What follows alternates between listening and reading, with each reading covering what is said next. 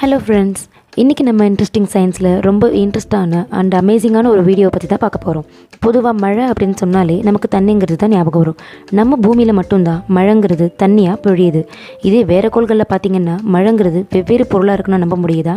அதை பற்றி தான் இந்த வீடியோவில் நம்ம பார்க்க போகிறோம்.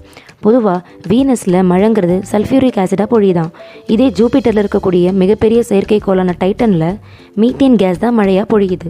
இதே நெப்டியூன் கோளில் பார்த்திங்கன்னா டைமண்ட் தான் மழையாக பொழியுதான். ஸோ கேட்கவே ரொம்ப இன்ட்ரெஸ்டிங்காக இருக்குல்ல.